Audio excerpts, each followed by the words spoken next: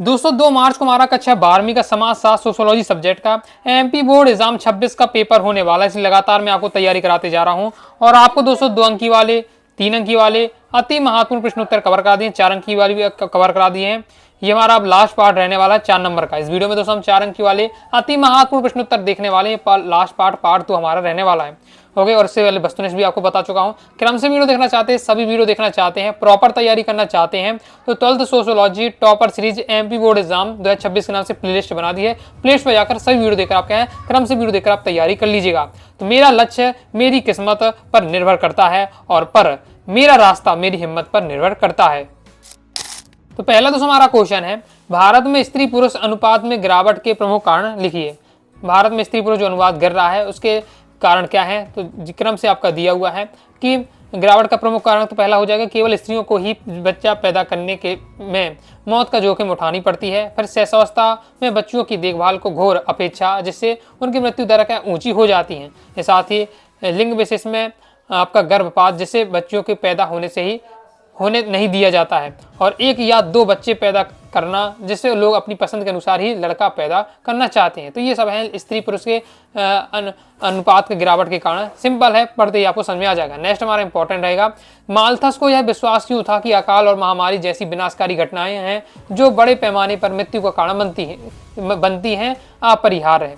मतलब माल्थस को विश्वास था, यह विश्वास था कि अकाल और महामारी जैसी विनाशकारी घटनाएं हैं जो बड़े पैमाने पर मृत्यु का कारण बनती है, तो ये अपरिहार्य है।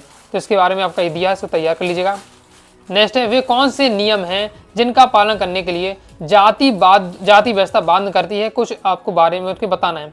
ऐसे कौन कौन से नियम हैं जिनका क्या है पालन करने में जाति व्यवस्था बांध करती है, तो क्रम से 4 पॉइंट दिए हैं। जाति का निर्धारण जन्म से होता है, एक बच्चा अपने माता पिता की जाति में ही जन्म लेता है। कोई भी ना तो जाति बदल सकता है और ना उसे छोड़ सकता है, और ना ही इस बात पर चयन कर सकता है कि वह जाति इसमें शामिल है अथवा नहीं। और जाति का सदस्यता के साथ ही विवाह संबंधी कठोर नियम शामिल होते हैं, क्योंकि हर जाति के अपने अपने विवाह संबंधी नियम हैं, और जैसे ही आपको जो जाति मिल जाती है उसी का आपको क्या है विवाह के नियम है जो उनका पालन करना पड़ता है। जाति समूह सजातीय होते हैं तथा विवाह समूह के सदस्यों में ही हो जाते हैं। जाति के सदस्यों को खान पान के नियमों का भी पालन करना पड़ता है, और एक जाति में जन्म लेने वाला व्यक्ति उस जाति से जुड़े व्यवसाय को ही अपना सकता है। यह व्यवसाय वंशानुगत होता है। इसके साथ ही जाति में स्थिर स्थिति का अधिक्रमण, हर व्यक्ति की एक जाति होती है और हर जाति का भी सभी जातियों के अधिक्रम एक निर्धारित स्थान होता है। जैसे भारत में जनजातियों का वर्गीकरण किस प्रकार से किया गया है, तो भारत में जनजातियों का वर्गीकरण स्थानीय लक्षण और अर्जित लक्षणों के आधार पर किया गया है। स्थानीय लक्षण कौन कौन से हैं, तो स्थायी लक्षण आपके दिए हुए हैं क्षेत्र की दृष्टि से, भाषा की दृष्टि से। फिर इसके बाद नेक्स्ट आपके दिए हुए हैं अर्जित लक्षण, स्थायी लक्षण पहले आपके दिए हुए हैं स्थायी लक्षण, इसके बाद दिमाग दिए हैं आपके अर्जित लक्षण, तो इन्हें आपको तैयार करना है। नेक्स्ट हमारा महिलाओं के कल्याण के लिए सरकार द्वारा किए गए प्रयासों की व्याख्या कीजिए। महिलाओं के कल्याण के लिए या महिलाओं की स्थिति के सुधार के लिए सरकार ने क्या कानून बनाए हैं, क्या प्रयास किए, वो आपको बताना है। तो पहले हिंदू विवाह अधिनियम बनाया 1955 में। हिंदू विवाह अधिनियम क्या है वो आप पढ़ लीजिएगा, समझ में आ जाएगा। हिंदू उत्तराधिकारी अधिनियम 1956 में बताया, वो आपको तैयार पढ़ लेना है, समझ में आपको यहाँ आ जाएगा। ओके, तो ये आपका दिया हुआ है। फिर तीसरा, ये पहला पॉइंट हो जाता है, ये दूसरा पॉइंट है, और ये तीसरा पॉइंट है, दहेज के कारण होने वाले अत्याचारों को रोकने के लिए सरकार ने दहेज निरोधक अधिनियम 1960 बना। तो याद रखिएगा कि हिंदू उत्तराधिकार अधिनियम 1956 में, हिंदू विवाह अधिनियम 1955 में, और आपका दहेज निरोधक अधिनियम 1960 में बनाया।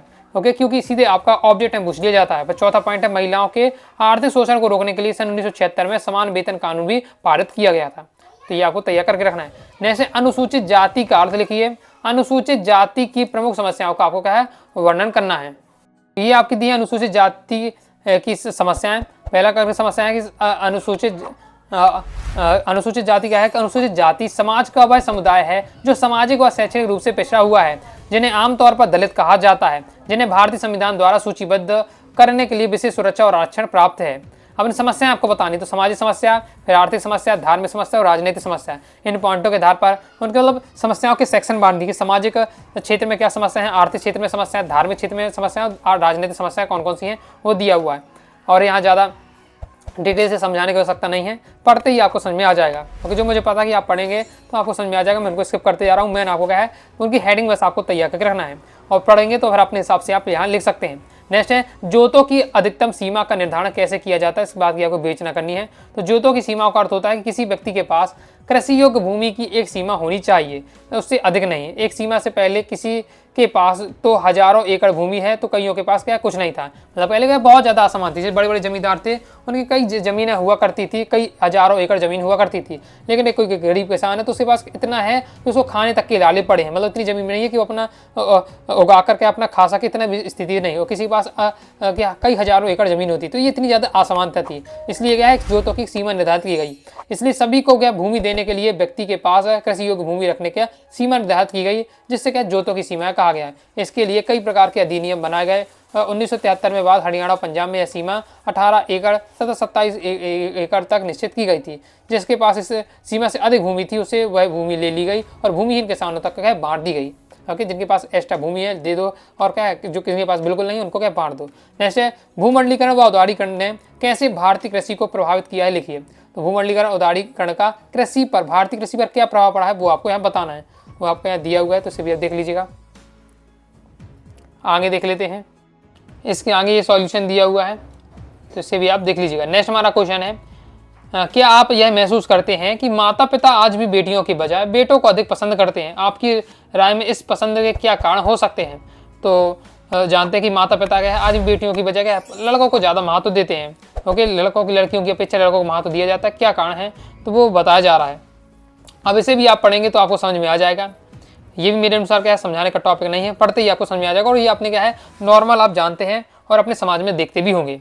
जैसे जनसांख्यिकीय लाभांश किसे कहते हैं? तो पारिश्रमिक वर्ग और कार्यशील वर्ग का जो अनुपात होता है वो हमारा जनसांख्यिकीय लाभांश बताता है। आयु संरचना के परिवर्तन से प्राप्त होने वाला लाभ ही जनसांख्यिकीय लाभांश है। कार्यशील वर्ग की आयु 15 से 64 वर्ष है और इस वर्ग का पारिश्रमिक अर्थात 15 से कम और 64 से अधिक आयु वालों भी पर भी ध्यान रखता है, क्योंकि वे क्या आश्रित होते हैं। बाकी ये दिया हुआ है जनसांख्यिकीय लाभांश के बारे में, तैयार कर लीजिएगा। आगे नेक्स्ट क्वेश्चन हमारा, जाति व्यवस्था में पृथक्करण और अधिक्रम की क्या भूमिका है? तो जाति व्यवस्था में पृथक्करण और अधिक्रम की भूमिका आपको बतानी है। क्रम से हम देख लेते हैं। तो महत्वपूर्ण भूमिका रहती है उन दोनों के न होने पर क्या स्थिति में जाति व्यवस्था का मुख्य जो लक्षण होता है वही खत्म हो जाएगा। विवेचना इस प्रकार से है। तो ये आपका दिया हुआ पृथक्करण के बारे में कि जाति व्यवस्था की यह विशेषता है कि इसमें हर एक जाति दूसरी जाति से पूर्णतः क्या पृथक होती है। पृथक होने के कारण दो जाति एक दूसरे के मिश्रित होने से खतरा नहीं रहता है। फिर इसके बाद हर एक जाति का कुछ नियम होते हैं, जैसे खान पीने का, विवाह का, सामाजिक संबंध रखने का, व्यवसाय का इत्यादि। इसके कारण कि एक दूसरे से पृथक होती हैं। चाहे ये सभी जातियाँ एक दूसरे के पूर्णतः पृथक होती हैं, परंतु इनका अस्तित्व संपूर्ण जाति व्यवस्था के कारण ही संभव होता है। और फिर अधिक्रम क्या होता है कि जाति व्यवस्था की एक महत्वपूर्ण विशेषता है कि इसमें अधिक्रम का पाया जाना। अधिक्रम का अर्थ होता है हर एक वर्ग या अथवा जाति का व्यवस्था में विशेष स्थान होता है। उन जनजातियों को उच्च स्थान प्राप्त होता है जिन्हें शुद्ध माना जाता है, और जिन जातियों को अशुद्ध समझा जाता है उनका निम्न स्थान होता है। इस अधिक्रम में सबसे ऊंचा स्थान ब्राह्मणों को, फिर उसके क्षत्रियों को, फिर वैश्य को और अंतिम में क्या निम्न जाति को प्राप्त होता है। मुख्यतः आजकल के समाजों में उन वर्गों का उच्च स्थान प्राप्त होता है जिनके पास क्या सत्ता और शक्ति होती है। नेक्स्ट हमारा क्वेश्चन है, संयुक्त परिवार के आपको क्या दोष बताने। संयुक्त परिवार के क्या दोष हैं या संयुक्त प्रथा के आपको दोष देख लेते हैं। तो पहला है व्यक्तित्व के विकास में बाधक होता है, सदस्यों का द्वेष और कलह होता है। अब मैंने पहले पॉइंट आप याद करिए, सामाजिक समस्याओं का पोषण होता है और पीढ़ियों के बीच तनाव होता है। अब फिर आपको क्या है 2 लाइन में इसको समझ लेना है। व्यक्तित्व का विकास किस प्रकार से होता है? व्यक्तित्व के विकास में बाधक किस प्रकार से होता है कि संयुक्त परिवार में सभी सदस्यों को समान सुविधाएं मिलने से योग्य जो बच्चे को क्या समुचित विकास का अवसर नहीं मिल पाता है। इसी बार परिवार में जो सदस्य आजीविका उपार्जन करने के लिए बहुत अधिक मेहनत करते हैं उन्हें उनका क्या है कोई लाभ नहीं मिलता है। और साथ ही सदस्यों में द्वेष और कलह किस प्रकार से कि अब संयुक्त परिवार में क्या है कि आपके माता पिता रह रहे हैं, ओके, दादा दादी भी हैं, चाचा चाची भी हैं, तो इसमें क्या है अब आपसी में कुछ भी बातें हो जाती है, ओके, तो इनमें क्या है द्वेष और कलह बना रहता है। सामाजिक समस्याओं का पोषण होता है। इसमें क्या है बाल विवाह, दहेज प्रथा, स्त्री को शोषण, अशिक्षा और कर्मकांडों पर विश्वास, ये भी क्या है जो संयुक्त परिवार में बढ़ावा मिलता है, क्योंकि इसमें अब क्या है हर पीढ़ी के क्या लोग रह रहे हैं। ओके, पीढ़ियों के बीच में क्या तनाव रहता है। जैसे दादा दादी ने कहा कि आपको ये काम नहीं करना है, ओके, छोटे बच्चों के आप देखा होगा दादा दादी टोकते रहते ये काम मत करो, या उन्होंने कहा मुझे तो ये काम करना है, ओके, बच्चे ने, तो इस प्रकार से क्या बीच में बहुत ज़्यादा क्या तनाव बना रहता है। तो वो चीज़ें यहाँ बताई जा रही हैं, जबकि जो दादा दादी हैं वो पुराने रीति रिवाज के तो अपने अनुसार बताएंगे, जबकि जो बच्चे होते हैं वो नई पीढ़ी के हैं वो अपने अनुसार क्या चलाना चाहते हैं। तो दोनों भी क्या है इसी में तनाव की स्थिति बनी रहती है। जैसे जाति विषमता को दूर करने के लिए अपनाई गई नीतियों को आपको बताना है। तो जाति विषमता या जाति असमानता है जो हमारी, तो इसके लिए क्या दूर करने के लिए क्या क्या नियम बनाया गया है। तो जाति नियोग्यता निवारण अधिनियम 1850 बनाया गया। अनुसूचित जाति अनुसूचित जनजाति अधिनियम, अत्याचार निवारण अधिनियम 1983 बनाया गया। अत्याचार निवारण अधिनियम 1989 बनाया गया। फिर संविधान संशोधन 93 अधिनियम 2005 से बनाया गया। तो ये 4 आपको तैयार करके रखिएगा। नेक्स्ट, आज आदिवासियों से संबंधित बड़े मुद्दे कौन कौन से हैं। आदिवासी से संबंधित आपको बड़े मुद्दे बताना है। तो ये आपका दिया हुआ है कि ऐसे क्षेत्र जहां जनजाति के लोग केंद्रित है वहां उनकी सामाजिक और आर्थिक गतिविधियां गैर जनजातियों से ज्यादा प्रभावकारी है। स्वतंत्रता के बाद आदिवासियों की जमीन नदियों पर बांधों के निर्माण हेतु अधिकृत कर ली गई है। इसके परिणाम स्वरूप लाखों जो आदिवासी है वो बिना पर्याप्त मुआवजे के अपनी जमीनों से विस्थापित होना पड़ रहा है। इसके साथ ही आदिवासियों के संसाधन को राष्ट्रीय विकास आर्थिक समृद्धि के नाम पर उनसे छीन लिया जाता है। उदाहरण के तौर पर नर्मदा पर बनने वाले सरदार सरोवर बांध और गोदावरी नदी पर बनने वाले पोलावरम बांध के कारण हजारों आदिवासी के विस्थापित हो गए हैं। इसके साथ ही सरकार की उदारीकरण नीतियों से भी आदिवासियों में अभावग्रस्तता के गर्त में धकेल दिया गया है। जैसे ग्रामीण भारत पूरे भारत का 70% है, परंतु महिलाओं को अधिकांश भागों में जमीन का मालिक नहीं बनाया गया है। इसका कारण और आपको निदान बताने हैं।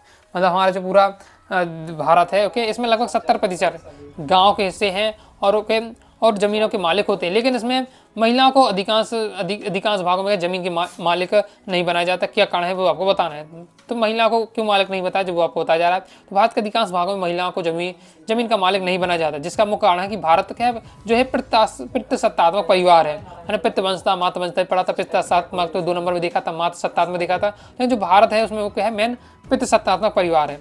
तो उनके पास बहुत सीमित अधिकार होते हैं। चूंकि परिवार का मुखिया एक पुरुष होता है, अतः उत्तराधिकारों का नियम व पितृवंशता नातेदारी व्यवस्था के कारण महिलाओं को जमीन का मालिक नहीं बनाते हैं।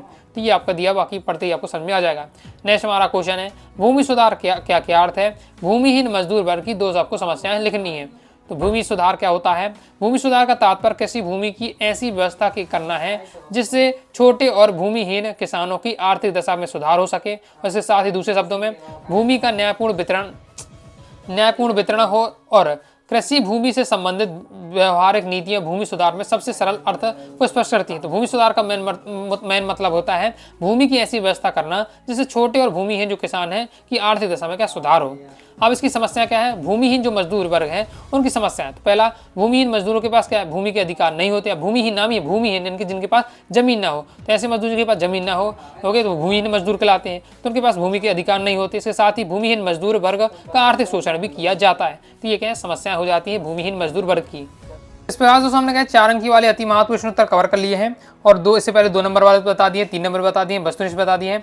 क्रम से दोस्तों वीडियो देखना चाहते हैं तो 12th sociology topper series MP board exam 26 के नाम से प्लेलिस्ट पे जाकर क्रम से वीडियो देखकर आप तैयारी कर लीजिएगा। तो वीडियो पसंद आए लाइक सब्सक्राइब कर दीजिएगा। इसके साथ दोस्तों टेलीग्राम चैनल व्हाट्सएप को ज्वाइन कर लीजिएगा। डाउट आता है कौन से आप जरूर पूछिएगा। मिलते हैं नेक्स्ट वीडियो में, तब तक के लिए बाय बाय।